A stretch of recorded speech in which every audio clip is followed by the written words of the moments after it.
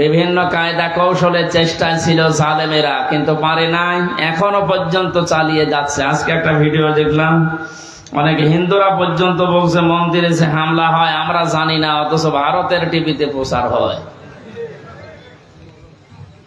সেই দিন আর একটা দেখেছিলাম, জিজ্ঞাসা করছে যে আমার ভাই, আমার বোন, আমার এক আত্মীয় 40 বছরের সাজানো সংসার, সে হিন্দু হওয়ার কারণে এই 5 তারিখের পরে সব হারিয়ে ফেলেছে। সাংবাদিক বলছে কোথায়? যে মেহেরপুরে। কোথায়? পরে জানাবো। যাই একটু চাপ দিয়ে বলেছে বলেন তো দেখি সত্যি করে, তখন তেড়ে যাচ্ছে মারার জন্য। তারা এই মানুষগুলো এ দেশের না, এরা এই মেহেরপুরের এই পাশে এই বর্ডার পার হয়ে এসে দেশের মানুষকে কালার করতে মিডিয়ার সামনে দেখাতে চাচ্ছে যে দেশে সংখ্যালঘু নির্যাতন হচ্ছে। বাংলাদেশের অন্তর্বর্তীকালীন সরকারের প্রধান উপদেষ্টা যিনি ডক্টর মোহাম্মদ ইউনূস, উনি ক্ষমতা নেওয়ার পরে যে কথাগুলো বলেছিলেন তার অন্যতম এই সংখ্যালঘু এই ধোয়া তুলে যারা এই দেশকে অস্থিতিশীল করার চেষ্টায় আছেন তাদেরকে আমি কড়া বার্তা দিই।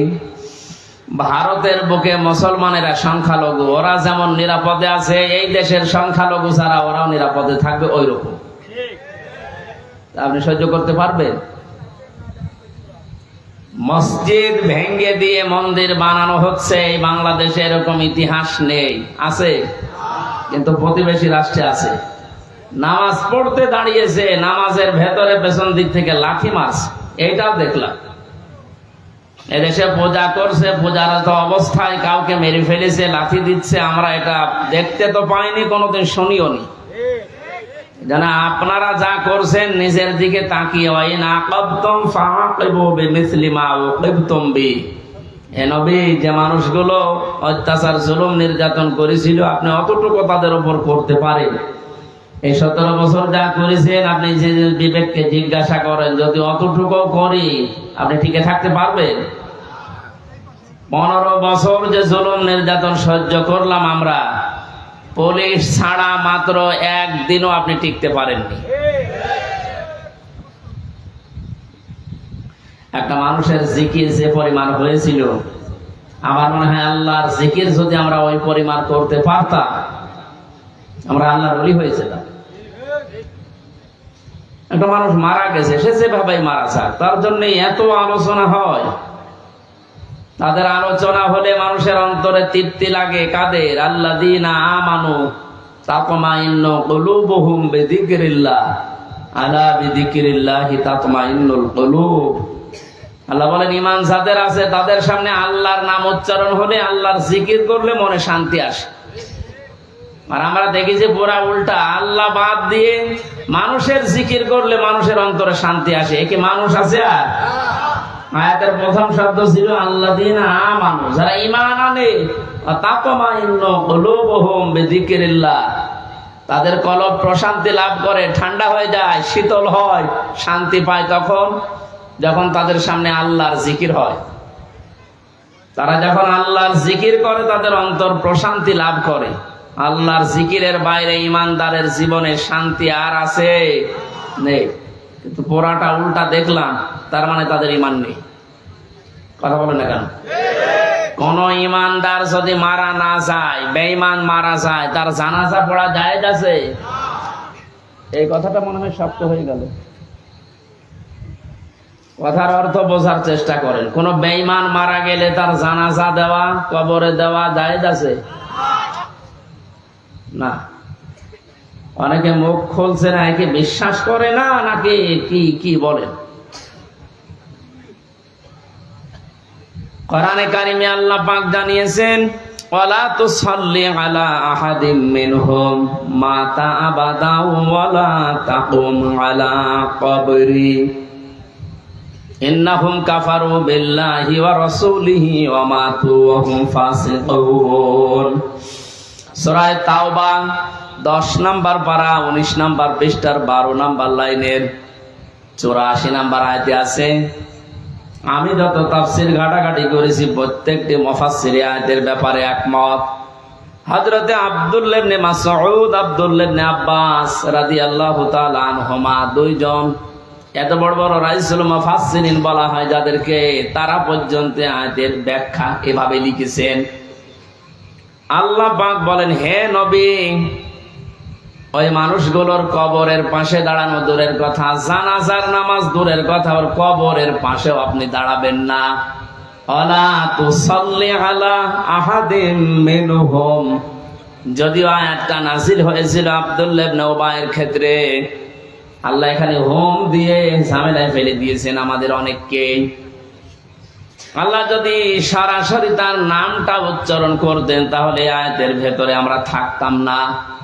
ওয়ালা তুসাল্লি আলা আহাদিম মিনহুম, এই যে হোম, এটা বহুবচন, এটা জমির।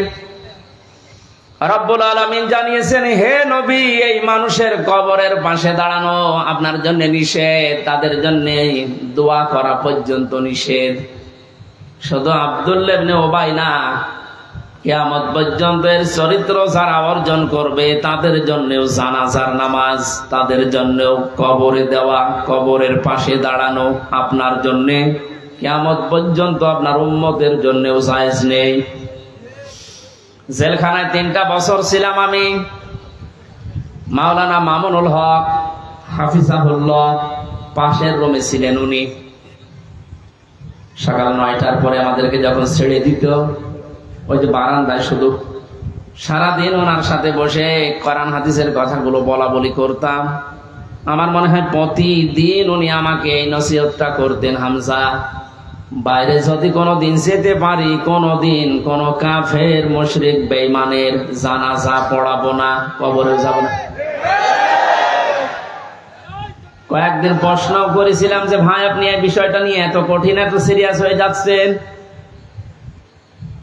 বলে, দেখো, এই বিষয়টা সুন্নত, নফল, মুস্তাহাব, মুবানা, এটা একটা হারাম কাজ। কোন বেঈমানের জানাজার নামাজে যাওয়া, সাক্ষী দেওয়া, তাকে কবরে দেওয়া, এটা হারাম কাজ। কি কাজ? সূরা তাওবার 84 নম্বর আয়াত। এবং এই যে আলেমের যে বক্তব্য এতক্ষণ শুনলেন, ওনার এই কথা অনুযায়ী এদেশে এখন অনেকে জানাজার নামাজের অনুপযুক্ত। যে মানুষগুলো এই জুলুমের বিরুদ্ধে জীবন দিয়েছে, যে যুবকেরা, আমি আজকে একটা ভিডিও দেখলাম, এক আলেম নামে কলঙ্ক, আহলে হাদিসের নাম নিয়েছে। এটা আহলে হাদিসের লোক না, এটা জালেম একটা। রফিকুল ইসলাম বিন কি জানো, হিমার ইবনে হিমার, হিমার ইবনে হিমার, এইরকম নাম ওদের। এই লোকটা বক্তব্য দিচ্ছে আবু সাইদ নামে, এনাকে আত্মহত্যা করেছে, এ শহীদ হয়নি। কি করে মরলে শহীদ হবে আপনি বলেন তো দেখি? বিশ্ব নবী জানিয়েছেন, দেওয়াল চাপা পড়ে মরলে সে শহীদের মর্যাদা পায়, পানিতে ডুবে মরলে শহীদের মর্যাদা পায়, পাহাড় থেকে পড়ে মরে গেলে শহীদের মর্যাদা পায়, অ্যাক্সিডেন্টে মরে গেলে শহীদের মর্যাদা পায়, আগুনে পুড়ে পড়লে শহীদের মর্যাদা পায়।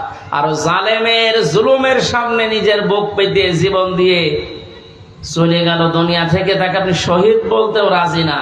আপনাকে আর একবার মরে দেখানো লাগবে যে এই যে আমি শহীদ হলাম। এটা কি ইয়ারকি মারা জিনিস? আপনি যদি সত্যি এ কথা এরকম সেন্সে বলে থাকেন, আপনার ঈমান নষ্ট হয়ে গেছে। কারণ শহীদ এ শব্দটা অনেক দামি শব্দ। খুব ভালো করে খেয়াল করবেন, আলেম যারা আছেন তাদেরকে বলছি, খুব ভালো করে খেয়াল করবেন। ঠাট্টা বিদ্রোহ করার জিনিস না। শহীদ এ শব্দটা আন্দাজে যার তার নামে লাগালেও হবে না। ব্রাহ্মণবাড়িয়ায় আসার সময় দেখেছি একবার যে লেখা আছে কবরের পাশে, শহীদ ধীরেন্দ্রনাথ চন্দ্র। বলেন তো, এক নাম শুনে বোঝা যাচ্ছে যে কয় নাম্বার শহীদ। হয়তো চান্দার টাকা ভাগাভাগি করতে যে মরে গেছে শহীদ। এবার আসেন যে তথ্য কোরআনে আল্লাহ দিয়েছেন, আপনাদেরকে বলছি, আপনি হয়তো এইভাবে চিন্তা করেননি। দেখেন তো আমার এই থিওরিটা মেলে কিনা।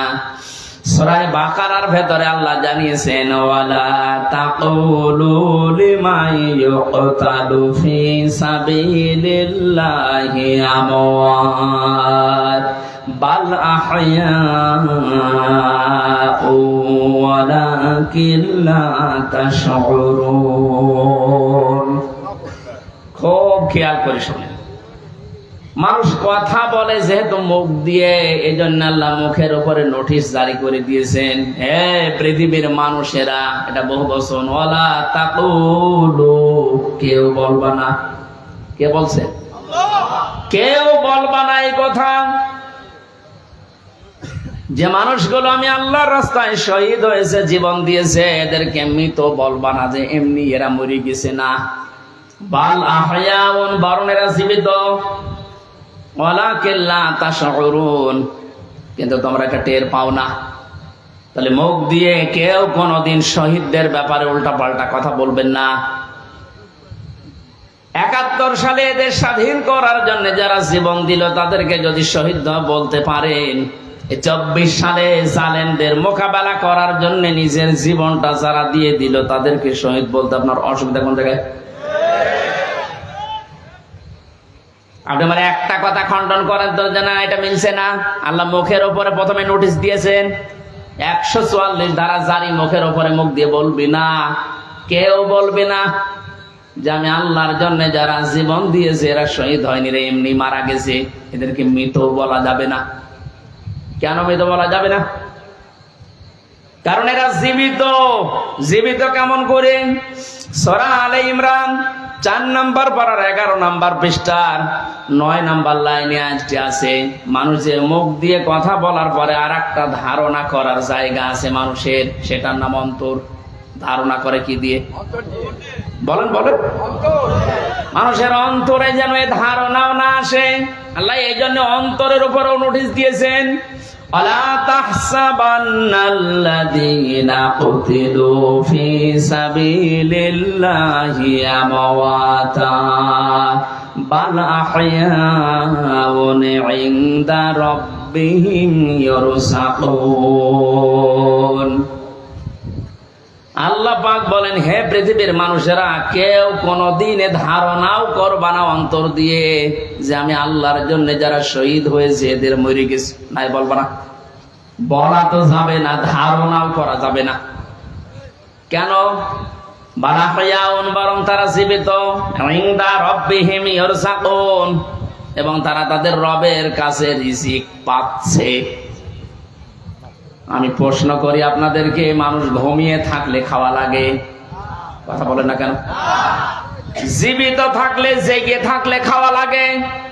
সুতরাং যারা শহীদ হয় এরা ঘুমায়ও না, এ মানুষগুলো মারাও যায় না, এরা একটা জায়গা থেকে আর এক জায়গায় স্থানান্তরিত হয়, জায়গা পরিবর্তন করে আর এক জায়গায় চলে গেছে। এই মানুষগুলো জীবিত আছে, জিন্দা আছে, এবং শুধু জীবিত না, আল্লাহ নিজে তাদেরকে খাওয়াচ্ছে। শহীদ আল্লামা দেলাওয়ার হোসাইন সাইদি রহমতুল্লাহ আলাইহি, কেউ যদি বলেন মারা গেছে, না, উনি মারা যায়নি, ওনাকে মেরে ফেলা হয়েছে।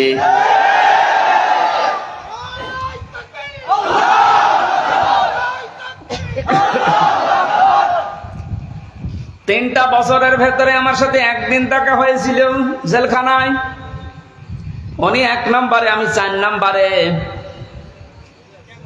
বহু কথা ওই 10 মিনিটের ভেতরে আমাকে শুনিয়েছিল। সব চাইতে আশ্চর্য, যেদিন ওনাকে হাসপাতালে নিয়ে আসার জন্য সই নিয়েছে, ওই দিন ওনাকে ধোঁকা দিয়ে বোকা বানিয়েছে জেলার আর সুপার, এখন যারা স্বীকার করছে। ওনাকে এটা জানিয়েছে যে আপনি মুক্ত হয়ে যাবেন।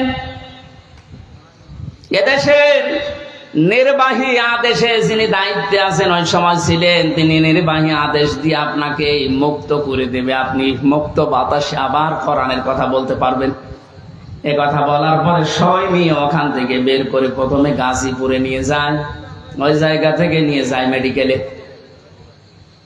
ওখানে যাবার পর গাড়ি থেকে নামার সময় যে হাসিটা দেখেছিলেন আপনারা, আমরা তো জানি না, পরের দিন শুনলাম মারা গেছে।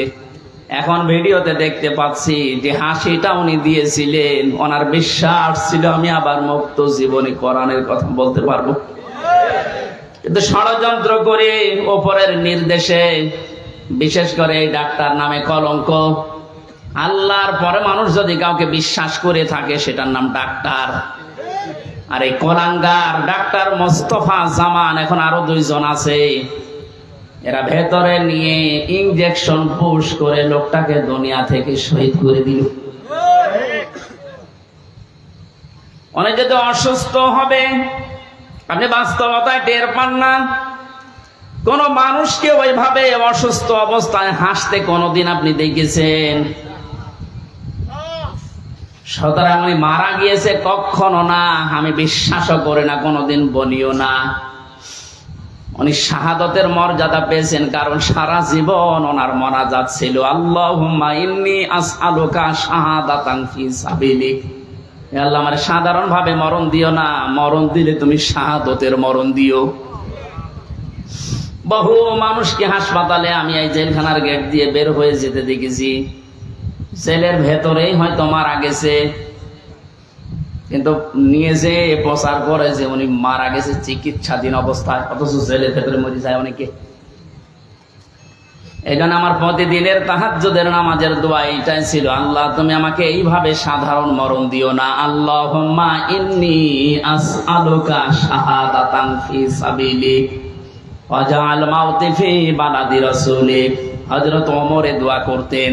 এই প্রথম টোকা আমি মাঝে মাঝেই বলেছি, আল্লাহ তুমি যদি মরণ আমাকে দাও তো শাহাদতের মরণ দিও। কোরআনের পাখির সারা জীবনের মোনাজাত ছিল এইটা, আল্লাহ তুমি আমাকে শাহাদতের মরণ দিও। এই জন্য উনি শাহাদতই পেয়েছেন। শাহাদত যারা বরণ করিয়েছে তাদের শাহাদত এখন বরণ করানো লাগবে না। এরা তো আর শাহাদত পাবে না, কারণ জালেমদের ভাগ্যে আল্লাহ শাহাদতে শব্দ দেয়নি। আল্লাহু লা ইয়াহদিল কওমাস সালিমিন। আল্লাহ পাক বলেন জালেমদেরকে আমি আল্লাহ হেদায়েত দেই না, পথ দেখাই না। সুতরাং যারা জুলুম করে মানুষের জীবন নষ্ট করে দিয়েছেন, সে শাহাদতের মরণ পেয়ে জান্নাতের পাখি হয়ে উড়ে বেড়াচ্ছে, তা আপনি কি করলেন? আপনি তো হেদায়েত থেকে চিরবঞ্চিত হয়ে গেলেন। যার ইশারায় যা করেছিলেন এখন তো সব উলটপালট হয়ে যাচ্ছে।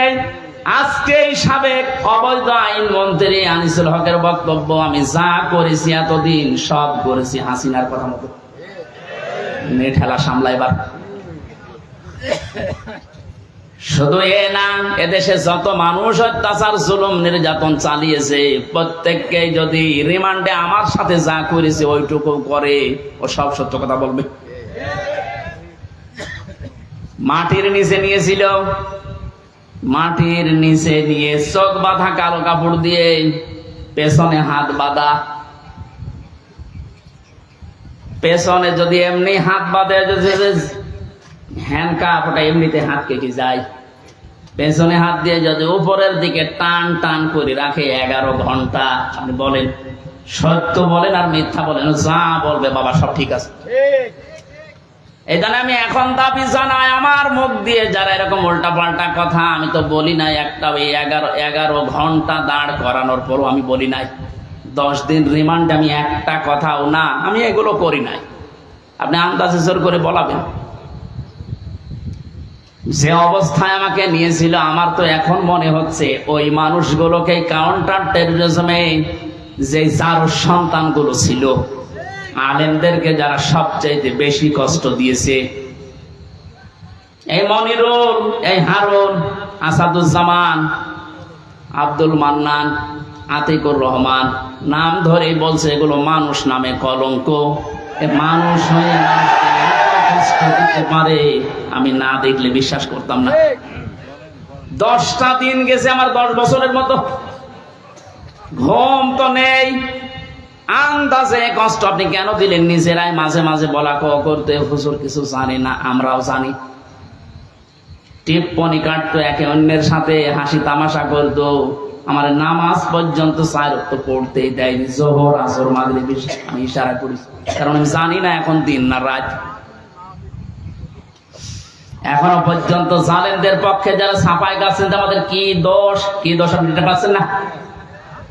কোন দোষ যদি দেশের জালেমদের নাও থাকে, শুধুমাত্র আয়না ঘরের বিচার করলো আপনার ফাঁসি হবে। আপনি জানেন আয়না ঘর কি? ব্যারিস্টার আজমি ব্যারিস্টার আরমান আমান আজমি, আপনি কি জবাব দেবেন তার মা বাবার কাছে, তার স্ত্রীর কাছে, তার ওই ছোট ছোট বাচ্চাদের কাছে কি জবাব দেবেন বলতে পারেন? পারবেন না। এরপরও আপনি মাইকে, এরপরও লাইভ করছেন যে আমার কি অপরাধ, আমি দেশ ত্যাগ করলাম, আমি তো এখনো খুঁজে পাই না। খুঁজে পাচ্ছেন না। কোন দোষ যদি আপনার না থাকে, সবচাইতে বড় দোষ আপনি আয়না ঘর বানিয়েছেন। এটার চাইতে মারাত্মক পৃথিবীতে কোন জুলুম আছে বলে আমি জানি না। একটা জীবিত মানুষকে এদিকে 1.5 হাত, এদিকে 1.5 হাত, ওর মাঝখানে পায়খানা। আমি যেখানে থাকতাম এর মাথার কাছে পায়খানা, এতটুকু জায়গায় 24 ঘন্টা। আর খাবার যা দেয় মনে হচ্ছে 2-3 দিন আগের খাবার, পচা খাবার। খেলে খান, তারা এক বাটির ভেতরে 4-5টা তরকারি দিয়ে দেয়, আবার ডাল দিয়ে দেয়, খান না খান না খান, আপনি মরে যান, ওদের কোনো অসুবিধা নেই। কারণ কেউ জানে না তো পৃথিবীতে আছে কিনা। এমন জায়গায় এমন ভয়ঙ্কর, এমনিতেই মানুষ হার্ট ফেল করে মরে যাবে। এই জন্য যারা টপ্ট বটন জড়িত এই জুলুমের সাথে, ওদের কোনো শাস্তি দেওয়ার দরকার নেই। শুধু এই ঘরের ভেতরে 10 দিন একটু আটকিয়ে রাখেন, এমনি মরে যাবে। আমাদের তাও সেনায় তো কোরআন ছিল, আমি কোরআন পড়তে পারতাম। ও শয়তানদের তো কোরআন নেই, ও এমনি টেনশন মরে যাবে। এখনো টের পাচ্ছে না যে আমি কি করেছি, এত যে আমার উপর জনগণ এত খেপলো, আপনি টের পাচ্ছেন না। জালেমরা জাহান্নামে যাবে, তার 1 নাম্বার কারণ এরা আল্লাহর মামলার আসামি। এটা আমি বানালাম। সূরা শুরার 42 নাম্বার আয়াতে আল্লাহ জানিয়ে দিয়েছেন, ইন্নামাস সাবিলু আলাল্লাযিনা ইয়াজলিমুনান নাস। অবশ্যই আমি আল্লাহ মামলা দেব তাদের বিরুদ্ধে যারা মানুষ হয়ে মানুষের উপরে জুলুম করছে। সুতরাং এই 15-17 বছর যারা জুলুম করেছেন, আপনি হামজার মামলার আসামি না হলেও আপনি আল্লাহর মামলার আসামি। সাধারণ মানুষ মামলা দিয়েছে দরবেশ বাবার নামে, আনিসুল হকের নামে সাধারণ মানুষ মামলা দিয়েছে, এক গরিব মানুষ। তারপরেও ওই বাংলাদেশে হাজার হাজার লক্ষ উকিল থাকার পরেও এই লোকটার পক্ষে কোনো উকিল এখনো দাঁড়ায়নি। আর আপনি তো সাধারণ মানুষের মামলার আসামি না, আপনি সরাসরি আল্লাহর মামলার আসামি।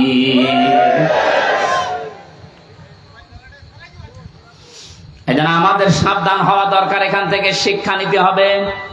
আমরা যেন আবার আল্লাহর মামলার আসামি হয়ে না যাই। এদের জন্য হেদায়েত কামনা করলে হেদায়েত হবে না, কারণ কোরআন নিষেধ করেছে, আল্লাহু লা ইয়াহদিল কওমাজ জালিমিন। ইয়াহদি এটা মুজারে, বর্তমান ভবিষ্যৎ, প্রেজেন্ট ফিউচার। জালেমদেরকে আল্লাহ হেদায়েত দিচ্ছে না, দেবেও না। এখন যদি আল্লাহ জালেমদের হেদায়েত দেয়, তাহলে কোরআন শরীফ মিথ্যা হয়ে যাবে না? এজন্য তো কপাল খারাপ, এর সাথে যারা জড়িত ছিল তাদেরও কপাল খারাপ।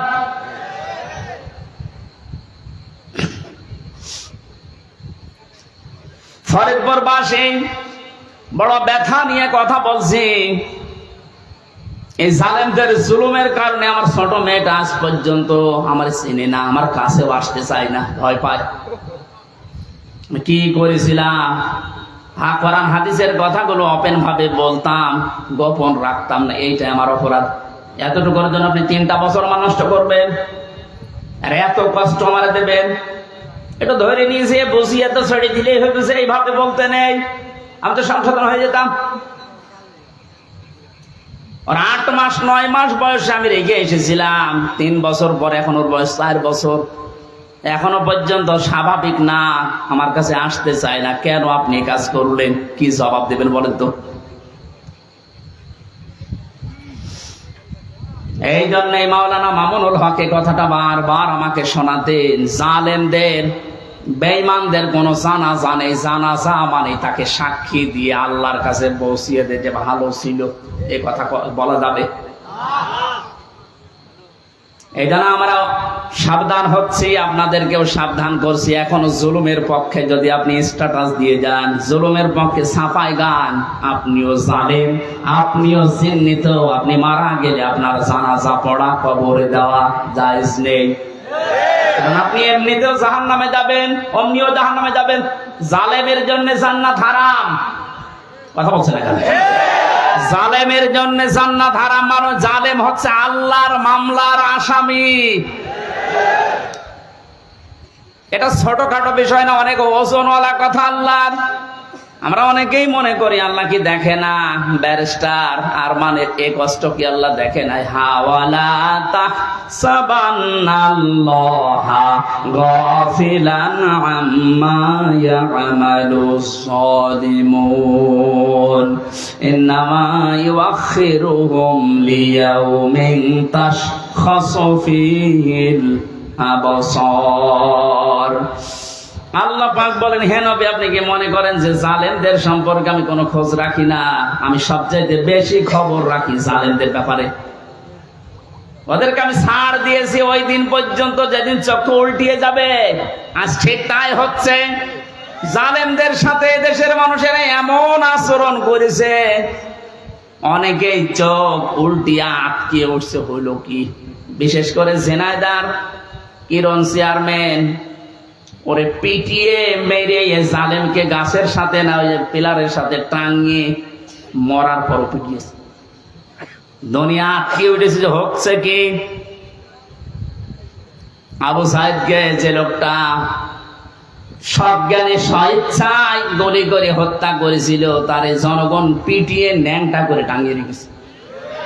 উল্টো করে ইন্নামা ইউআখিরুহুম লিয়াউমিন তাশখাসু ফীহিল আবসার। আমার তো মনে হচ্ছে কোরআনের এই আয়াত এখন খাপের খাপ, মমতাজের বাপ সব মিলে যাচ্ছে। জালেমদেরকে আমি আর একটা স্মরণ করাচ্ছি। এখনো যারা জালেমদের পক্ষে কথা বলেন, যা জালেমদের পক্ষে যারা আছেন, তারা সাবধান হন। কোন জালেম যদি টার্গেট নাই কোন জায়গায় পৌঁছাতে, আমার আল্লাহ বলেন ওকে আমি ছাড় দিতে দিতে এমন জায়গায় পৌঁছাই, ওই সফলতা পাওয়ার আগেই ওর তার আমি কেটে দেই। এটা তাফসীরে তাবারীর ভেতরে আছে, যদিও দুর্বল, তার জন্য শিক্ষার জন্য আমি বলছি। হযরতে হুদ আলাইহিস সালাম দাওয়াতি কাজ করছিলেন, সবচেয়ে বেশি বাধা তাকে দিয়েছিল ওই জামানায় যে লোকটার নাম আমরা শুনি জান্নাত বানিয়েছিল, সাদ্দাত।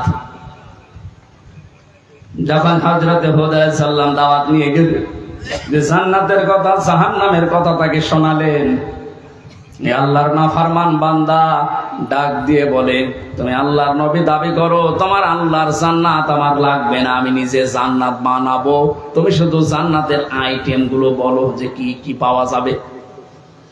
হযরত হুদ নবীর কাছে সব শুনলেন, যে স্বর্ণের ইট হবে, রূপার ইট হবে, বিশাল সাম্রাজ্য তার, যেখানে যত স্বর্ণ পাওয়া যায়, রূপা পাওয়া যায়, সবগুলো পেয়াদাদেরকে দিয়ে জোগাড় করেছে এক জায়গায়। 22,000 শ্রমিক কাজে লাগিয়েছে। 20 বছর ধরে ধরে জান্নাত মনের মতো করে বানাচ্ছে। হযরত হুদ আলাইহিস সালাম যা যা বলেছিলেন একেবারে ওইভাবে হুবহু বানানোর চেষ্টায় আছে। স্বর্ণের ইট তৈরি করার জন্য তো সোনা লাগবে, যেখানে যা পাওয়া যায় সব নিয়েছে। মুফাসসির লিখেছেন, আল্লাহর এক বান্দি বিধবা, বিয়ে হওয়ার পরে স্বামী মারা গেছে, মা বাবা নেই, এতিম। এই মেয়েটার স্বর্ণ ধরে যখন টান দিয়েছে, মেয়েটা তখন মাটিতে গড়াগড়ি দিয়ে কান্নাকাটি করেছিল, যে আল্লাহ, আমি একেবারে নিঃস্ব মানুষ, আমার স্বামী নেই, মা বাবা নেই, আমার শেষ সম্বলটুকু কেড়ে নিয়ে যে জালেম তার স্বপ্ন পূরণ করার জন্য ইচ্ছা পোষণ করেছে, তার এই স্বপ্নের জান্নাতে তুমি তাকে পৌঁছাতে দিও না। এই দোয়াটা করেছিল ওই বিধবা, ওই মজলুম মহিলা। আল্লাহ রাব্বুল আলামিন বলেন, পৃথিবীতে 3 জনের দোয়া সঙ্গে সঙ্গে কবুল হয়ে যায়, কোনো পর্দা থাকে না, তার ভেতরে একজন মাজলুম। এ যদি সত্যি মন থেকে কিছু বলে, আল্লাহ পাক ওটার সঙ্গে সঙ্গে আরো সে তুলে নেয়। এটার প্রমাণ এ হারুন। আমি রিমান্ডে থাকাকালীন জেলখানায় ছিলাম প্রথম 2 মাস ওই ছোট হুজুরের সাথে, যে রফিকুল ইসলাম মাদানি। আমার রাতের বেলা কেঁদে কেঁদে বলতো যে রিমান্ডে নিয়ে আমার ওই যে কি ঢাকার হাতির ঝিল, তারা 12:30টা 1টার দিকে ওখানে নিয়ে গিয়ে সম্পূর্ণ উলঙ্গ করে আমার ছবি তুলে হাতের ভেতরে সিগারেট লাগিয়ে বলতো, খান আমরা ছবি তুলবো, এইটা ছেড়ে দিয়ে জনগণকে জানাবো যে হুজুর এরকম 2 নাম্বার। আজকেই দেখলাম বলছিল যে আমি ওই দিনই আল্লাহর কাছে ওই মজলুম অবস্থায় আকাশের দিকে তাকিয়ে দোয়া করেছিলাম, মাবুদ জীবনে যদি কিছুই তোমার দরবারে ভালো না লাগে, কবুল না হয়, আজকের যে দৃশ্য আমার শরীরে 1 টুকরা পোশাকও নেই, তুমি দেখতে পাচ্ছ। আমি একটা যুবক মানুষ, আমার অনেকে মনে করি ছোট মানুষ, পিসকি মানুষ না, ওর বয়স এখন 27-30 বছর। কারণ ওই সময় ছিল 27 জেলখানায় 3 বছর, 30 বছর বয়স। 30 বছর বয়সের মানুষ কি ছোট? কথা বলেন। দোয়া করেছিল, মাবুদ তুমি আমার এই দোয়াটা কবুল করো, মজলুম অবস্থায় তুমি তো মনাজাত ফেরত দাও না। এই হারুন, এই টিভি হারুনের কারণে আজ আমার এই অবস্থা। ও নাকি অর্ডার দিয়ে দিয়ে আমার এটা করাচ্ছে। জিজ্ঞাসা করেছে যে অফিসার করেছিল, এসআই স্যার আপনি সত্যি করে বলেন তো আমার যে হাল করলেন, এ নাজেহাল অবস্থা হারুন স্যার কি জানে? ওরা হাসি দিয়ে বলেছে, হারুন স্যার জানে মানে ওই করাচ্ছে। সঙ্গে সঙ্গে ওই সময় দোয়া করেছিল, মাবুদ তুমি ওকেও আমার মতো এরকম কিছু দেখায়ও। দেখিয়েছেন আল্লাহ জনগণের সামনে, আমার আল্লাহ এই পৃথিবীতেই দেখিয়ে দিয়েছে কিভাবে লজ্জার স্থান মানুষকে দেখাচ্ছে এই শয়তান। আমার একজন দেখিয়ে বলছে, হুজুর এই দেখেন কারবার। আমি নাউজুবিল্লাহ আস্তাগফিরুল্লাহ, কি 3 ইঞ্চি।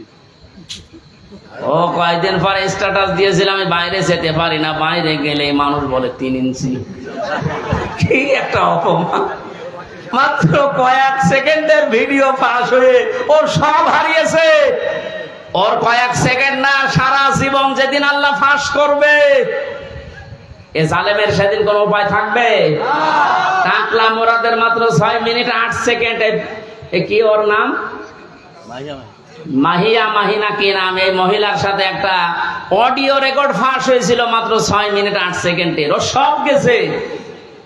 আমার তো মনে হয় এই জালেমদের দরে যারা ছিল এই দেশে, ওদের সহযোগী ছাড়া, এদের হাজার হাজার ভিডিও অডিও রেকর্ড জমা হয়ে আছে।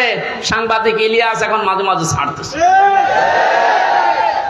আল্লাহ তার ফেরেশতাদের দিয়ে যেটা রেকর্ড করে রেখেছে অডিও ভিডিও, কিয়ামতের ময়দানে কোটি কোটি মানুষের সামনে এগুলো আল্লাহ ছাড়বে। 30 সেকেন্ডের ভিডিও যদি 3 ইঞ্চি নাম শোনো, এই 50 বছরের ভিডিও আল্লাহ যেদিন ছেড়ে দেবে পুরাটা, মুখ দেখাতে পারবো না। শেষ পর্যন্ত এই মহিলার দোয়া আল্লাহ এমন ভাবে কবুল করেছিলেন, জান্নাত বানানো কমপ্লিট। শেষ করার পরে ডাক দিয়েছে, এত সিকিউরিটি দিয়ে সাজিয়েছে, একটা পিপিলিকা পর্যন্ত প্রবেশ করার কোনো কায়দা নেই। জান্নাতের গেটে যাবার পরে দেখে একজন ফকির বসে আছে। ফকির ডাক দিয়ে বলে, বাদশাহ আমার সাথে কিছু কথা বলা লাগবে আপনার। রেগে বলছে, তুমি কে? এখানে আসলে কি করে? এখানে তো কোনো মানুষ আসার অনুমতি নেই। কথা যদি বলাই লাগে পরে বলবো, আমি আগে জান্নাত দেখে আসি। ফকির ডাক দিয়ে কানের কাছে মুখ নিয়ে বলছে, বাদশাহ আমি কিন্তু দুনিয়ার সাধারণ ফকির না, আমি আজরাইল। মাথাটা একটু কাত করো ঘোড়া থেকে, আমি কথাটা বলে চলে যাব। কানের কাছে মুখ নিয়ে বলছে, আমি এসেছি তোমার জান কবজ করার জন্য, রেডি হও। ওই সময় বলেছিল ফেরেশতা, একটু সময় দাও, আমি শুধু জান্নাতটা ঘুরে এখানে আসার পরে আমার জানটা নিয়ে নিও। ফেরেশতা ওই সময় বলেছে, কখনোই না। ইদা জাআ আজালুহুম লা ইস্তাখিরুনা সাআতান ওয়া লা ইস্তাকদিমুন। আল্লাহ পাক বলেন, এই পৃথিবীতে যখন যার সময় এসে যাবে, 1 সেকেন্ড আগেও তার মরণ হবে না, 1 সেকেন্ড পরেও মরণ হবে না। নির্ধারিত সময় লোকটাকে আল্লাহ বিদায় দিয়ে দেবে। এরপরেও ঘোড়ার পা থেকে জান্নাত পর্যন্ত পৌঁছাতে ও সর্বাত্মক চেষ্টা চালিয়েছিল। আল্লাহর ফেরেশতা ঘোড়া থেকে পা জান্নাতের যে বানানো জান্নাত ওর চৌকাঠ পর্যন্ত স্পর্শ করার আগেই জান কবজ করে ফেলেছে। মুফাসসিরে আয়াতে আর তাফসীর করতে গিয়ে তিনি কয়েকটা কারণ দিয়েছেন কেন জান্নাতে প্রবেশ করতে পারলো না ওর বানানো। এক নম্বরে আমি প্রায় এখানে 26টা কারণ পড়েছিলাম, সবগুলো আমার মনেও নেই, কয়েকটা বলছি। প্রথম নাম্বারে কারণ হচ্ছে ওই যে মজলুম মহিলা যার শেষ সম্বলটুকু কেড়ে জালেম তার স্বপ্ন পূরণ করার জন্য চেষ্টা করেছিল, ওই মহিলার দোয়া আল্লাহ কবুল করে নিয়েছিলেন। রব্বুল আলামিন আমার শেষ সম্বলটুকু যে কেড়ে নিল, ওই জালেম যেন তার বানানো স্বপ্নে প্রবেশ করতে না পারে। আজও হাজার হাজার আবু সাইদ মুগ্ধ, আবু রায়হান সহ কত মানুষের মার বাবা রাতের বেলা চোখের পানি ছেড়ে দিয়ে দোয়া করেছে, আল্লাহ আমার বুকটা যে খালি করে দিল তাকে তুমি জমিনে জায়গা দিও না। নবীজির কথা 100% সত্য কিনা বলেন তো? উনি যে বলেছিলেন মজলুমের দোয়া আল্লাহ ফেরত দেয় না, আবু সাইদের মায়ের দোয়া আল্লাহ ফেরত দিয়েছে। বাংলার জমিনে আল্লাহ জায়গা দেয়নি, 1 ইঞ্চি জায়গা তার জন্য এখন আর বৈধ না। যত মামলা এখন শুরু হয়েছে, এভাবে যদি চলতে থাকে 8-10 দিন, আশ্রয় যেখানে নিয়েছে যারা সুশীল সমাজ আছে দাবি করছে, ওরা বলছে ওই দেশেও তার আর জায়গা দেবে না, ওখান থেকেও বিদায় দিতে বাধ্য হবে।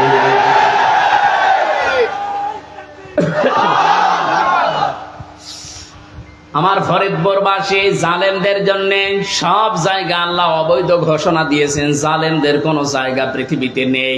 কারণ সবচাইতে বেশি আল্লাহ খেয়াল করেন জালেমের জুলুমের দিকে। আল্লাহ এত বেশি রাগান্বিত হয়ে যায় জালেমের উপরে, না জানি ওকে 7 তবক আসমানের উপর থেকে ফেলে দিতে পারলে আল্লাহ ভালো লাগে। এই জন্য আমরা সাবধান হব, কোন জালেমের জানাজা কবরে দেওয়া এটা মেকি, এটা ভুয়া হবে। ওদের জন্য জানাজাও জায়েজ নেই, কবরে দেওয়াও জায়েজ নেই। আল্লাহ আমাদেরকে উল্টাপাল্টা কথা যারা বলি, ধারণা করি অনেক আলেম পর্যন্ত এখন বিভিন্ন জায়গা থেকে টাকা খেয়ে কথা বলছে আবু সাইদ মুগ্ধ এরা শহীদ হয়নি, অথচ শহীদদের ব্যাপারে কথা বলা, মুখে অন্তরে ধারণা করাও নিষেধ। এ ঘোষণা কার? আপনারা বানানো মনে হচ্ছে? সূরা বাকারা, সূরা আলে ইমরানের আয়াত দিয়ে আমি দলিল দিয়েছি, মুখ দিয়েও বলবেন না কোনোদিন, অন্তরে ধারণাও করবেন না, কারণ এদের মর্যাদা এত বেশি আল্লাহর দরবারে, যাকে থেকে আল্লাহ শাহাদতের মরণ দেয় না। কত মানুষ চেষ্টা চালাচ্ছে তারপরও মরতে পারে না। وَلِيَعْلَمَ اللَّهُ الَّذِينَ آمَنُوا وَيَتَّخِذَ مِنكُمْ شُهَدَاءَ وَاللَّهُ لَا يُحِبُّ الظَّالِمِينَ। সূরা আলে ইমরানের 140 নম্বর আয়াতের শেষের দিকে আছে, আল্লাহ রাব্বুল আলামিন বলেন, আমি যার জীবন যৌবন পছন্দ করি, ভালোবাসি, এই মানুষকে আমি আল্লাহ শাহাদতের মরণ দিয়ে ধন্য করি। জোরে বলেন সুবহানাল্লাহ। শহীদ আবু সাইদ সাধারণ মনে হচ্ছে না, ওই ইসলামী আন্দোলনের একজন কর্মী ছিল। তাই এখন কর্মী ছিল, এখন খোঁজ খবর নিয়ে যেটা দেখা যাচ্ছে, তার মানে জীবনে এমন কাজে আঞ্জাম দিয়েছে, রাতের বেলা তার তাহাজ্জুদের নামাজ, চোখের পানি আল্লাহর দরবারে মনে হয় মঞ্জুর হয়েছে। সাধারণ ভাবে মরণ দেয়নি, আল্লাহ শাহাদতের মরণ জালেমের সামনে আল্লাহ দিয়েছে। আয়াতের শেষের কথা ছিল আল্লাহু লা ইউহিব্বুজ জালিমিন, আল্লাহ জালেমদেরকে ভালোবাসছেন না, বাসবেনও না। জোরে বলেন নাউজুবিল্লাহ। এজন্য আহ্বান জানাচ্ছি, হাতে পায়ে ধরে বলছি, এখনো যারা জালেমদের পক্ষে আছেন, সাফাই গান, নিজের পায়ে নিজে কোড়াল মারবেন না, ফিরে আসেন। জালেমদের কোন জায়গা কিয়ামত পর্যন্ত এই জমিনে আর হবে না। আল্লাহ আমাদেরকে জালেমদের বিষয়গুলো বোঝার তৌফিক দিন। দরুদ পড়ছি নবীজির উপরে সাল্লাল্লাহু আলাইহি ওয়াসাল্লাম। কোরআনে কারীম থেকে আমরা 2টা সূরা পড়েছি, সূরা আলাম নাশরা এবং সূরা নাসর। আমরা তাফসীর আকারে কথা বলবো, যেহেতু এখানে লেখা আছে। আপনারা আছেন তো? বিজয় পেয়েছে, অনেকেই মনে করছে কি না কি হনরে হনুমান হয়ে যাচ্ছেন। না, কি করা লাগবে কোরআন থেকে শোনেন, জবান ছেড়ে কোরআনের আয়াতগুলো আগে একটু পড়েন। আউযু বিল্লাহি মিনাশ শাইতানির রাজীম, বিসমিল্লাহির রহমানির রহিম।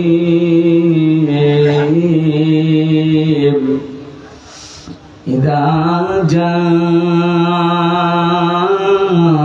নাসরুল্লাহি ওয়াল ফাth ওয়া রাআইতান নাসা ইয়াদখুলুনা ফি দীনিল্লাহি আফওয়াজা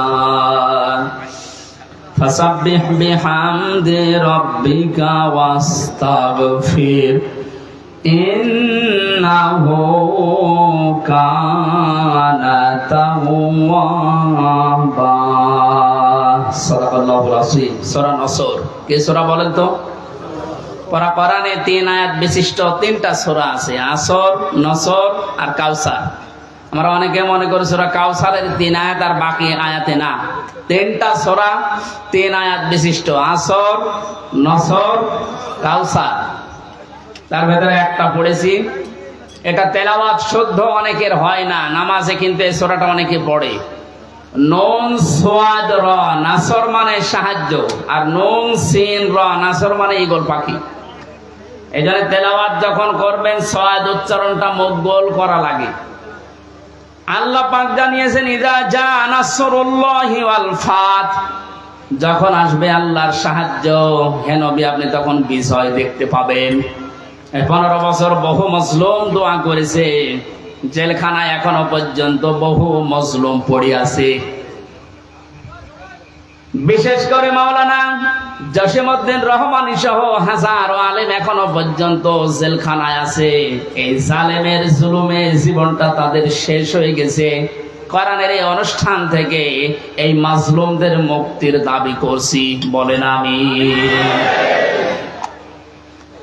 মজলুমের পক্ষে যেহেতু আমার আল্লাহ আছেন, ইব্রাহিম নবী মজলুম থাকার কারণে যারা তার পক্ষে ছিল তাদেরই দাম আল্লাহ বাড়িয়ে দিয়েছিলেন। একটা ব্যাঙের প্রসাব পর্যন্ত আল্লাহ পাক বানিয়ে দিয়েছেন হযরত ইব্রাহিমের পক্ষে থাকার কারণে। আজ হাজার হাজার মজলুম মানুষে যে বিডিআর, আমি 900-র উপরে বিডিআর পেয়েছিলাম। আমার উপর তলায় যারা থাকতো অধিকাংশ বিডিআর মামলা কিচ্ছু জানে না, 14 বছর জেল খাটতেছে। বিশেষ করে মুন্সিগঞ্জের কয়েকজন আর পঞ্চগড়ের এক মুরব্বী, এত ভালো মানুষ আমার জীবনে জেলখানায় আমি পাইনি। ওরা কোরআন শরীফ মাথায় নিয়ে, হাতে নিয়ে, বুকে নিয়ে বলতো, হুজুর আমি কিচ্ছু জানি না, আর 1 বছর পরে রিটায়ার্ড হয়ে যাব, শান্তিতে আছি। তো কি জানো কি হয়ে গেল আমার, এই যে বেকার ধরে 14 বছর আটকে রেখেছি। এখন যিনি দায়িত্বে আছেন, স্বরাষ্ট্র উপদেষ্টার দায়িত্ব পেয়েছেন জাহাঙ্গীর আলম, এ লোকটা কিন্তু ওই বিষয়গুলো সব তার নখদর্পণে আছে। এবার জালেমরা টের পাবে। ধোঁকা দিয়ে, বোকা বানিয়ে, মানুষের চোখে ধুলো দিয়ে বহু চিটারি বাটপারি করেছেন, এখন আর ছাড় নেই। আমরা এখান থেকে আহ্বান জানাচ্ছি, যারা দায়িত্বে আছেন বিচার ব্যবস্থায়, বিচার বিভাগে, খুব তাড়াতাড়ি এই বিডিআর মামলায় যারা আছে, বিনা কারণে যারা বছরের পর 14 বছর জেলখানায় আছে, কিচ্ছু জানে না, ওদেরকে আমার মনে হয় শাস্তি দিলেও খুব বেশি হলো 7 বছর দেওয়া যেত। ওরা বলতো, হুজুর আমরা যদি অপরাধ করিও থাকি, বিদ্রোহ করে থাকি, আমাদের 7 বছর জেল হয়, অথচ বিনা কারণে 14 বছর আমি জেলে। এত বড় জুলুম আর সহ্য করা হবে না। যারা দায়িত্বে আছেন আহ্বান জানায়, বাংলার লক্ষ লক্ষ তাওহীদি জনতা নিয়ে এই নিরপরাধ মানুষদেরকে বিনা বিচারে, বিনা হিসাবে ছেড়ে দেওয়া লাগবে। কোন অপরাধ নেই, এদের একজনের রাগের ফসল এগুলো, প্রতিহিংসার ফসল। এই মানুষগুলো সত্যি ভালো মানুষ আমার দৃষ্টিতে, আমি যা দেখেছিলাম এদের জীবন চরিত্র, নামাজ, রোজা এবং আল্লাহর যে ঈমান, আল্লাহর প্রতি তাদের, এই কথাগুলো বাস্তবে আমি দেখে এসেছি। এই কারণে বলছি, যারা বিডিআর হত্যা মামলার নাম নিয়ে, পিলখানার নাম নিয়ে এই নিরপরাধ মানুষ, কেউ অপরাধ করে থাকলে আপনি প্রমাণ পেলে তার বিচার করেন, কিন্তু নিরপরাধ যারা বিচার হওয়ার পর ওদের মাত্র 7 বছর জেল হওয়ার কথা, 14 বছর কোন কারণে একটা মানুষের মুখ রাখতে গিয়ে আপনি তারা জেলখানায় রাখবেন? এখানে দায়িত্বে যারা আছেন এই বিচার ব্যবস্থা একটু তাড়াতাড়ি কাজ করে তাদের ছেড়ে দেওয়া হোক। অন্তত জীবনের শেষ কয়েকটা দিন স্ত্রী পুত্র সন্তান আদি নিয়ে দুনিয়া একটু কাটিয়ে যাক। পঞ্চগড়ের এই মুরব্বীটা কি নাম যেন, আব্দুল মতিন না কি নাম, এরকম বহু মানুষকে দেখেছিলাম। ওদের দুঃখ কষ্ট আল্লাহর আরশ পর্যন্ত কেঁপে যাওয়ার কথা। আল্লাহ এমনি এমনি তো জালেমকে বিদায় দেয়নি। বহু মানুষের এই শব্দ লোকিয়ে আছে, বহু মানুষের চোখের পানি, বুক ফাটা পানি, হাজারো মানুষের এগুলো জমা হয়ে আছে। আল্লাহ একবারে সব ছেড়ে দিয়েছে। পাপ যখন একেবারে শের পুজে গেছে, পরিপূর্ণ হয়ে গেছে, আল্লাহ বলেন ইন্না বাদশা রব্বিকা লাশাদীদ, আমি ধরি না কিন্তু ধরলে আমি আর ছাড়ি না। আল্লাহ যখন ধরেছে আর কিন্তু ছাড় নেই, কারণ এখন আল্লাহর সাহায্য এসে গেছে, বিজয় আমরা এখন দেখতে পাচ্ছি। আয়াতের পরবর্তী আয়াতটা এখন আমরা দেখতে চাই। অরাইতান নাস ইয়াদখুলুনা ফি দীনিল্লাহ, হে নবী আপনি যখন দেখবেন আল্লাহর সাহায্য চলে এসেছে, তখন বিজয় দেখতে পাবেন। দলে দলে মানুষ ইসলামে প্রবেশ করছে। আজ আমাদের এই দেশে কিন্তু এই দৃশ্য আমরা এখন অলরেডি দেখতে পাচ্ছি। দলমত এখন আর নেই, সবাই এখন দলে দলে পালে পালে ইসলামে প্রবেশ করছে, বিশেষ করে ইসলামী আন্দোলনে। এই যে শব্দটা কি ছিল, ফি দীনিল্লাহ, দিন কার? আল্লাহর দিনের ভেতরে। দিন কার? দিন আমাদের। কথা বলেন, দিন মুহাম্মদুর রাসূলুল্লাহ। কার দিন? আমরা কি না, আমরা দিনের খাদেম, আমরা দিনের মালিক না, আমরা দিনের কি খাদেম, কামলা, জন, মনীষ, লেবার যাই বলেন, আমরা কেউ দিনের মালিক না। সুতরাং দিনের ভেতরে যারা প্রবেশ করছেন তাদেরকে ওয়েলকাম জানাচ্ছি, কারণ দিনের মালিক কে বলেন তো? আমরা কি খাদেম, বলেন কি কামলা, খাদেম, লেবার। আমি এই যে আজকের মাহফিলের যিনি আমার ডান পাশে আছে, অধ্যাপক নজরুল ইসলামের বাবা, উনি যদি বলে এই জমিনটা আমার মতো 10 জন মানুষকে বলছে আপনারা ধান লাগান, বিকাল 5টায় আপনাদের বেতন দিয়ে দেব।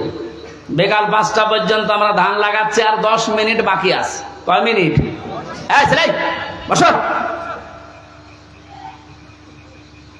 10 মিনিট পরে বিকালে আমাদের বেতন দিয়ে দেবে। হঠাৎ 10 মিনিট আগেই দেখি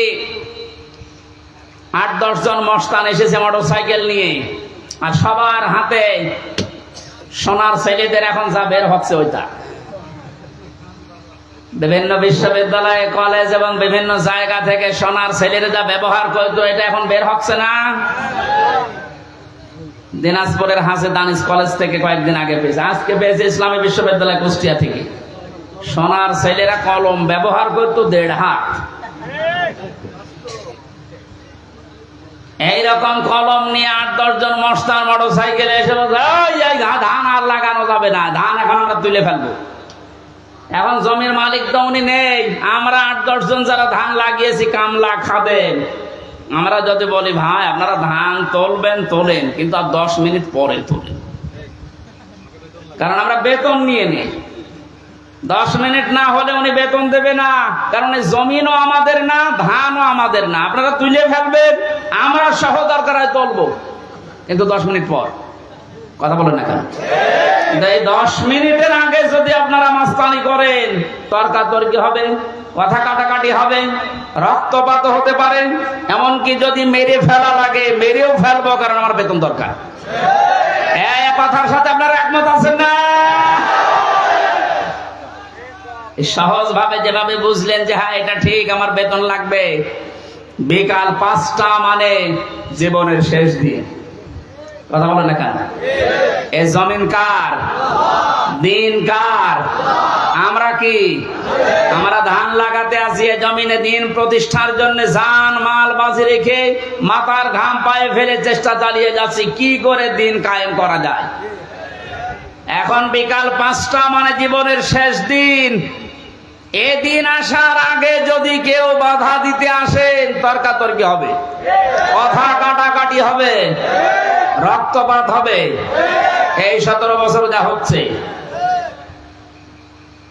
এখনো যদি বাধা আসে, যদি মেরে ফেলা লাগে, মেরে ফেলতে আমাদের কোনো বাধা নেই, কারণ আমার বেতন দরকার, আর আমার বেতনের নাম জান্নাত।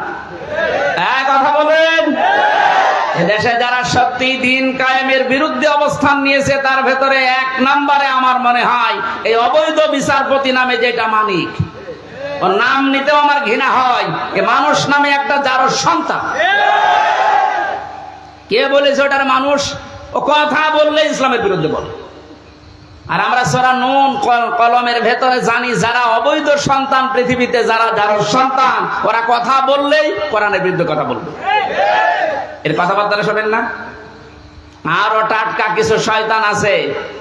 আমরা কিন্তু বিকাল 5টা পর্যন্ত এই জমিনে ধান লাগাবো, বাধা দিতে আসলে কিন্তু এখন আর কথা কাটাকাটি না, তর্কাতর্কি না, রক্তপাত না, এখন বিদায় করে দেব। নামাই বেতন এখনো পাইনি, বলেন। বেতন পেয়ে গেলে আমার অসুবিধা নেই, দিন এই জমিনে কায়েম করতেই হবে, এটা ফরজ না, এটা চেষ্টা করা ফরজ। চেষ্টা করে যাব, হলে ভালো, না হলো আমার কোনো লস নেই, আমার বেতন আছে। এখন এতক্ষণ তো কামলাদের কথা বললাম, লেবারের কথা। যিনি মালিক বসে আছে, উনি যদি এসে দেখে যা সব ধান তুলে ফেললো, উনি কিছু বলছে না, তার মানে উনি দুর্বল। এই কারণে মনে মনে চিন্তা করবেন, যিনি হয়তো এখন কিছু বলছে না, পেছনে ওনার কোন উদ্দেশ্য আছে। যেই দিন ধরবে গোপনে, বাপ বলার সময় দেবে না। এই জমিনে আজ 53 বছর চেষ্টা চালিয়েছে অনেকে, আল্লাহর খাদেমেরা, আল্লাহর গোলামেরা, কিন্তু পারছে না। আল্লাহর সৃষ্টির ভেতরে যারা অবৈধ সৃষ্টি, তারা চেষ্টা চালিয়ে চালিয়ে নস্যাৎ করে দিচ্ছে বারবার। আমার কুষ্টিয়ার এক গাদ্দার আছে, ওর নাম নিতে আমি ঘৃণা করে, যেন নাম নেই না। কথা বললে দেখবেন ইসলামী আন্দোলনের বিরুদ্ধে কথা বলে, কথা বললে একামতের দিনের যারা দায়িত্বে আছে এদের বিরুদ্ধে কথা বলো, কোনো কথা নেই। অথচ ও যদি আমার সাথে ভোটে দাঁড়ায়, মনে হয় 10 বার ফেল করবে। খয়রাতি নৌকা নিয়ে পাশ করেছিল কয়েকবার, ধরাকে সরা জ্ঞান করে, এখন ইন্দোরের গর্ত খুঁজে পাচ্ছে না। আমার মনে হয় যে অবস্থা কুষ্টিয়ার, ওরে যদি জনগণ পায়, কুকুরের মতো পিটিয়ে বেঁচে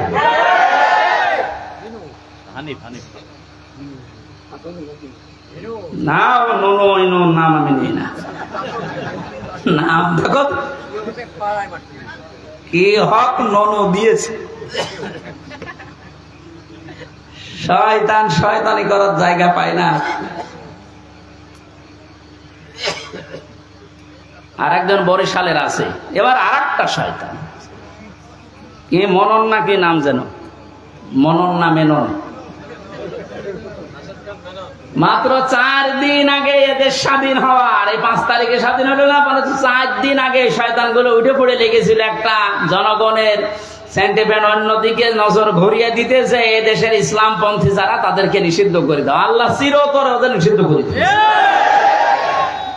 যেন যুগে যুগে যারা জালেম আসবে তারা যেন শিক্ষা নেয়। ফেরাউনকে আল্লাহ এমনি সটকি দিয়ে রাখে নাই।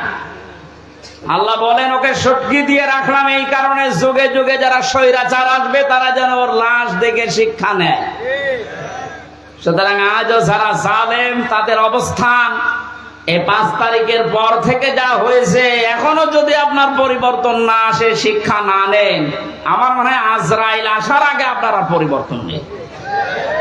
সুতরাং আমাদের মালিক যিনি, উনি তো জমির মালিক ছিলেন। আমাদের এই জমিনের মালিক কে বলেন তো? উনি এখনো আছে না নেই? আমরা তো কামলাদেরই এই অবস্থা, খাদেমদের এই অবস্থা। যিনি মালিক আছে, উনি কিন্তু দেখছে যে 53 বছরে আমার জমিনে দিন কায়েম হতে দিল না কারা। হয়তো উনি সরাসরি কিছু বলছে না, গোপনে যেদিন ধরবে না, বাপ বলারও সময় পাবেন না। দাড়ি কেটে পালাতে গিয়ে পালাতে পারে না। এতে কত বড় শয়তান! আমি তো মাঝে মাঝে ওর দিকে এখন তাকিয়ে বলছি, আল্লাহ, এই শয়তান আমি তো দেখিনি। যদি দেখতাম নমরের দিকে মনে হচ্ছে শয়তান, যদি দেখতাম এরকম হতো। নাম নিয়ে সব দরবেশ বাবা। দরবেশই যদি এই হয়, তাহলে যেগুলো ক্লিন সেভ, ওগুলো চরিত্র কত খারাপ। আপনি বলেন? দরবেশি যদি এই করে, ওর দাড়ি কাটার পরে চিহ্ন দেখে মনে হচ্ছে যে একটা নমো না,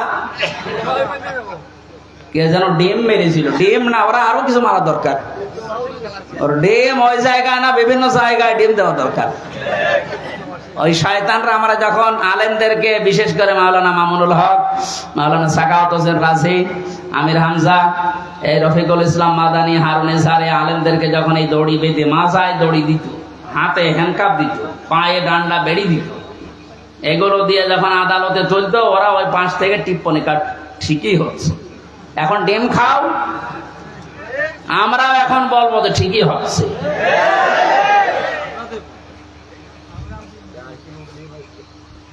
সুতরাং দিনের ভেতরে যেভাবে দলে দলে পালে পালে আজ মানুষ প্রবেশ করতে আরম্ভ করেছে, ইসলামী আন্দোলন এবং একামতি আন্দোলনের এই কর্মীদের ব্যবহারের কারণে আল্লাহ যেন এটা অব্যাহত রাখেন।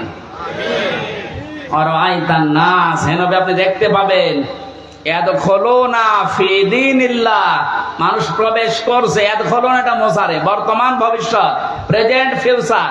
এখন প্রবেশ করবে, দলে দলে সামনেও প্রবেশ করবে ইনশাআল্লাহ।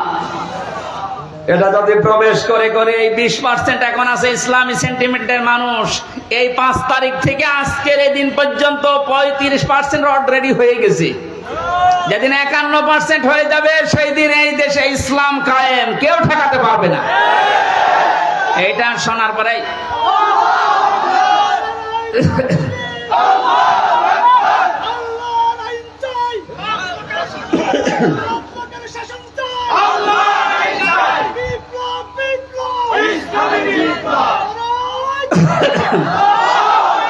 এই দৃশ্য দেখে অনেক জালেমের এখন গাত্রদাহ কিন্তু অলরেডি আরম্ভ হয়ে গেছে। ওরা তলে তলে ষড়যন্ত্র করছে, না অন্য কেউ আসুক, ইসলাম যেন দেশে না আসে। কিন্তু বাংলার জনগণ যেভাবে জুলুমের শিকার হয়েছিল, এরা কিন্তু অলরেডি বুঝে ফেলেছে যে ইসলাম ছাড়া মুক্তির আর কোনো পথ আমাদের নেই। ইসলামের হাতে যদি দেশটা তুলে দেওয়া যায়, যার যে অধিকার, যে ধর্মের লোক হোক, তার অধিকার সে ফিরে পাবে। এক কথা বলেন না কেন? অতীতের ইতিহাসগুলো আমরা পড়েছি, দেখেছি, এইটা পেয়েছি, এটা আমরা সামনেও দেখতে চাই। কারণ এই 53 বছর বিভিন্ন মানুষ এই দেশটা চালিয়েছে, আমরা দেখলাম। কথা বলেন না কেন? বাবা চালিয়েছিল, স্বামী চালিয়েছে, কারো কারো চাচাও চালিয়েছে, বউ চালিয়েছিল, ভাবি চালিয়েছিল। এখন শুধু দেখতে বাকি আছে যে এই কোরআন দিয়ে দেশ চললে কেমন দেখা যায়।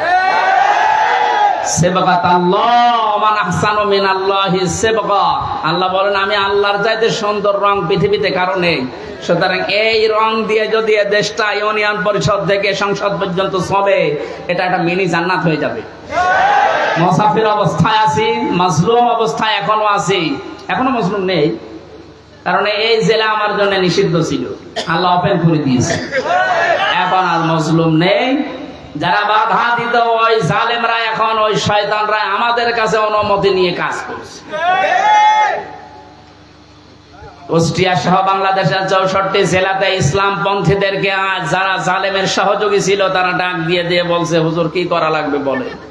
কেন 2 দিন আগে যে উল্টাপাল্টা কথা বলতে আল্লাহর ভোগ ধরতো, এইটাও আমি পেয়েছি, অথচ মুসলমান। আমি কয়েকজনের নাম বললে বলতে পারতাম। আমার মামলা আছে আয়ু, এই লোকটার বাড়ি মাদারীপুরে, আসলেই ও মাদারি। এই শয়তানটা আল্লাহর ভোগ ধরতো, বলতো আল্লাহর এই কাজ করা ঠিক হয়নি। ওর ইমান আছে? আর ও মরে গেলে ওর জানাজা কিসের, ওর কবরে কিসের, ওর পুড়িয়ে ফেলা লাগবে। ওর নাম মিজানুর রহমান, তাতে কি?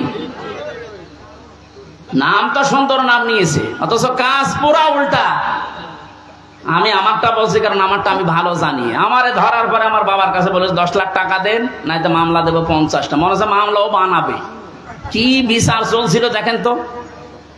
আর প্রতিদিন টিভির সামনে শয়তান বসে বসে বলতো, আমি ন্যায় বিচার কায়েম করছি। কিসের ন্যায় বিচার? আমার একটা ঠুনকো মামলা, মানে মুরগি চুরিও না, মূল্য চুরিও না। মুরগি চুরি মুরগি চুরি করলো সর্বোচ্চ 3 মাস জেল হয়। কয় মাস? আর আমার এই ঠুনকো মামলা দিয়ে সিএমএম কোর্ট, জজ কোর্ট, হাইকোর্ট সহ 30 বার মামলা তোলে, 33 বার মামলা তোলে, না জামিন নেই। ওপরওয়ালার নিষেধ, মনে হচ্ছে যে আল্লাহ নিষেধ করেছে। কিন্তু হাইকোর্টের একটা বিচারপতি যদি বলে আমার কিচ্ছু করার নেই, তোর ওই চেয়ারে বসার সাথে ভ্যান চালানো ভালো না, এরকম অবস্থায় বানিয়ে রেখেছিল প্রত্যেকটি জায়গায়, আর সব মুখ খুলছে। অবৈধ আইনমন্ত্রী যেমন পেছনে ডিম দেওয়ার কারণে মুখ খুলে ফেলিস যে আমি কিচ্ছু করি না, সব হাসিনা করতে বলিস, সব এর মুখ খুলবে। আয়না ঘরের যিনি দায়িত্ব ছিল এই শয়তানটা জিয়াউল হাসান, এরে এখন ওই জায়গায় রাখা দরকার। ওর বউ ছেলে মেয়ে স্ত্রী পুত্র সব আলাদা রেখে, ব্যারিস্টার আরমানকে তো 8 বছর রেখেছিল, ওরা 8 দিন রেখে দেখেন ওই এমনি পাগল হয়ে যাবে। আর ও বলে আমি কি করেছি যে আমার এত কষ্ট দিচ্ছি, কি করেছি তুমি টের পাচ্ছ না, তুমি শুধু ফরিদপুরের এই 4 রাস্তার মোড়ে আসো, কি করেছি তোমার দেখাচ্ছি। খেলা হবে, খেলা হবে, সে খেলা পালিস। এই কথাটা বলার কারণ হচ্ছে অনেকে এখনো ষড়যন্ত্র করবে, যে জানছে যে এভাবে 20% ইসলামী মানুষ ছিল এদেশে, 96% যদিও মুসলমান, কিন্তু ইসলাম কায়েম করা লাগবে এরকম পক্ষে ছিল মাত্র 100 জনের 20 জন। এই 5 তারিখ থেকে আজকের এই দিন পর্যন্ত জরিপ বেরিয়েছে 35 জন হয়ে গেছে। যদি আর একটু এভাবে যেতে যেতে 51 হয়ে যায়, এদেশে ইসলাম কায়েম ঠেকাবে কার বাবার শক্তি আছে? এখন জালেমরা এই কথা, এই দৃশ্য দেখে বসে থাকবে? ওরাও চেষ্টা চালাচ্ছে, চেষ্টা চালিয়েও ব্যর্থ হচ্ছে বারবার। এখন আবার হিন্দুদের লাগিয়েছে, পারবে না, কোনো চেষ্টা সফল হবে না, কারণ এ দেশের বিজয় আল্লাহ। শুধু ছাত্রদের নাম বলছি, শুধু ছাত্রদের না, হাজার হাজার মজলুমের চোখের পানি এই বিদায়ের পেছনে লুকিয়ে আছে। আল্লাহ তুমি যেহেতু ঘোষণায় দিয়েছো যে ফিদিনিল্লাহি আফওয়াজা, দলে দলে মানুষ প্রবেশ করবে, তোমার সাহায্য যখন এসেছে, বিজয় যখন আমরা দেখতেই পেলাম, অন্তত দলে দলে তোমার বান্দাদেরকে ইসলামে তুমি প্রবেশ করাও। ফাসাব্বিহ বিহামদি রাব্বিকা ওয়াস্তাগফির। আল্লাহ বলেন এখন তোমাদের কাজ কি হবে? যখন দেখবে যে দলে দলে মানুষ প্রবেশ করছে, তখন কাজ হবে আল্লাহর হামদ করা, প্রশংসা করা। হামদ কি? আজ এই হামদ শব্দটা নিয়ে ভেজাল আছে। বাংলাদেশ, ভারত, পাকিস্তানের বিভিন্ন জায়গায় আল্লাহর হামদের নামে যত রকমের শিরিক বেদাত হচ্ছে, এর নাম হামদ না। জিকির একটা প্রশংসা না, হামদ না। এই হামদকে নিয়ে আজ হাজারো মানুষ শিরিক বেদাতের ভেতরে লিপ্ত হয়ে গেছে, এ জেলাতেও আছে। সুতরাং আপনাদেরকে আমরা আহ্বান জানাবো, আল্লাহর হামদ যেভাবে করা লাগে প্রশংসা, ঠিক ওইভাবে করেন। আল্লাহর আইন প্রশংসা করা, এটা আল্লাহর সবচাইতে বড় হামদ। কথা বলুন। এর ভেতরে 500 আইন আছে। কয়টা? এটা যদি এদেশে প্রতিষ্ঠিত হয়ে যায়, আল্লাহর হামদ তখন কার্যকর হবে। আস্তাগফির, ইস্তেগফার করা লাগবে। ইস্তেগফার আর তাওবা এক জিনিস নয়। কেউ যদি সব সময় শুধু আস্তাগফিরুল্লাহ আস্তাগফিরুল্লাহ আস্তাগফিরুল্লাহ পড়তে পারে, তাহলে তার টেনশন আল্লাহ নিজের থেকে দূর করে দেয়। এই আমলটা আমি সহ যারা এসেছি জারি রাখবো, সব সময় যেখানে থাকবেন সব সময় আস্তাগফিরুল্লাহ আস্তাগফিরুল্লাহ মনে মনে জোরে জোরে পড়েন। আর তাওবা এটা আলাদা জিনিস। তাওবা যদি সত্যি কেউ করে, ওর পেছনের অপরাধ আল্লাহ শুধু মাফ করে না, পুরা জায়গাটা আল্লাহ ফাঁকা করে দিয়ে নেকি দিয়ে ভরাট করে দেয়। এই জন্য ইন্নাহু কানা তাওয়াবা, অবশ্যই আল্লাহ তাওবা কবুলকারী। আমরা এই বিজয় পেয়ে, এই সাহায্য পেয়ে আমরা যেন উচ্ছৃঙ্খল হয়ে না যাই। আমাদের বাংলাদেশ জামাত ইসলামী কেন্দ্রীয় আমির যিনি আছেন ডাক্তার শফিকুর রহমান, ওনার পক্ষ থেকে আহ্বান জানিয়েছে 5 আগস্ট স্বাধীনতা আন্দোলনে যেসব ছাত্র জনতা এবং ভাইয়েরা বোনেরা শহীদ হয়েছেন, তারা এখনো হাজার হাজার অসুস্থ হয়ে পড়ে আছে। কুষ্টিয়ায় 5 তারিখে 14 জন শহীদ হয়েছে, প্রায় 100-র উপরে আহত হয়ে হাসপাতালে, কারো লজ্জায় স্থান নেই। আমি গিয়েছিলাম হাসপাতালে দেখার জন্য, একজন আমাকে তার মা বলছে আমার ছেলে লজ্জায় স্থান উঠে চলে গেছে। এই জায়গায় গুলি ঠেকিয়ে মেরেছে, এই গোপালগঞ্জে বাড়ি, সাহেব আলী নাম, দারোগা। এই জায়গায় ঠেকিয়ে বাচ্চাদেরকে মাথায় ঠেকিয়ে মেরেছে, একেবারে সরাসরি সাক্ষী আছে। এখন কুষ্টিয়ায় ঢুকতে পারে না, ওরে যদি পায় কুষ্টিয়াবাসী পিটিয়ে মেরে ফেলবে। একটা লোককে দেখতে গেলাম হাসপাতালে, সে বলছে আমার সামনে সাহেব আলী দারোগা আমার ছেলেকে একেবারে এই জায়গায় ঠেকিয়ে দিয়েছে, মারা গেছে। একটাই ছেলে ছিল, তার মা মারা গেছে এমনিতে। আগে লোকটা পাগলের মতো হয়ে গেছে। আমার যতটুকু সমর্থ ছিল শহীদদের বাড়িতে বাড়িতে গিয়ে এবং হাসপাতালে 2 মাস চলার মতো যা লাগে আমি দিয়েছি। এখন আরো যারা বিত্তবান আছে তাদের উচিত কারণ তাদের জন্য আজ আমরা স্বাধীন হলাম, মুক্তভাবে নিজের মত প্রকাশ করতে পারছি, স্বাধীনভাবে বুক ফুলিয়ে কথা বলতে পারছি, ঘুরে বেড়াতে পারছি। এটা স্বাধীনতা না? কি অবস্থায় ছিলাম বলেন তো আপনি? বাংলাদেশে আমার বাড়ি এই পাশের জেলায়, অথচ এই জেলায় আমার ঢোকা নিষেধ। বিয়ে খেতে এসেছিলাম, তারপরও আসতে দেন। সুতরাং যারা শহীদ হয়েছেন তাদের জন্য আমিরে জামাত ডাক্তার শফিকুর রহমান আহ্বান জানিয়েছে যে যেখান থেকে পারেন অন্তত একটা টাকা হলেও এই শহীদদের সুস্থতার জন্য, ওনারা বহু টাকা পয়সা বিভিন্ন জায়গায় দিয়ে আসতেছে, ওনাদের কয় টাকা আছে? টাকা পয়সা যারা মেরেছিলেন দরবেশ বাবা, এর টাকা এখন এই শহীদদের দেওয়া দরকার, এর টাকায় অসুস্থ মানুষদেরকে দেওয়া দরকার। 24,000 কোটি না কত টাকা বাইরে পাচার করেছে, এক ব্যাংকে শুধু এত টাকা আছে দরবেশের। কিসের দরবেশ? এই জন্য বহু টাকা এখনো বাইরে যাদের পাচার করা আছে এই দেশে আছে, সব টাকাগুলো রাষ্ট্রে জমা দেওয়া দরকার। সব নিয়ে এসে রাষ্ট্রের উন্নয়নের কাজে লাগান, কোনো অসুবিধা নেই, দেশ দিন দিন উঠে যাবে। ওনার আহ্বান আপনাদের জানিয়ে দিলাম, যতটুকু সমর্থ আছে কেউ যাবেন না, যারা যাচ্ছে এনাদের কাছে দেন, এটা পৌঁছিয়ে দেওয়া হবে। ওনারা তো বিভিন্ন জেলায় এখন যাচ্ছে প্রত্যেক দিন। শহীদ আবু সাইদের বাড়িতে আমিরে জামাত 6 লক্ষ টাকা দিয়ে তার বাড়ি পর্যন্ত বানিয়ে দিয়েছে। মুগ্ধর বাড়িতে গিয়েছে, আবু রায়হানের বাড়ি ঠাকুরগাঁও, তার বাড়িতে গিয়েছে। এক মহিলা হিন্দু মারা গেছে বোনটা, তার বাড়িতে গিয়েছে। প্রত্যেকের বাড়িতে যাচ্ছে। আমি গরিব মানুষ, আমি যতটুকু পেরেছিলাম 3 বছরে জেলে আমার একদম শেষ করে দিয়েছে। আমি এখন পঙ্গু অবস্থায় আছি, এরপরও আমার যতটুকু সমর্থ আমি চেষ্টা চালাচ্ছি এবং চালাবো। আপনারা এই যারা যাচ্ছে একেবারে কিছু না পারলেও 5টা টাকা দেবেন। এই নজরুল ভাই একটু ভেতরে কয়েকজন পাঠান তো, ছাত্ররা করে। কেউ যাবেন না, এটা একটা ইবাদত। মজলুমের পক্ষে দাঁড়ানো এটা একটা ইবাদত। আর ওই যে সামনে আমার গাড়ি আছে, আপনারা এই মাসখানেক আগে স্বাধীন হওয়ার আগে এসেছিলাম একটা বই নিয়ে, জেলখানায় লেখা বইটা অনেককে আপনারা উপহার দিয়েছেন, স্ত্রীকে, মেয়েকে, বউকে, আজকেও নিয়ে যাবেন। আজকে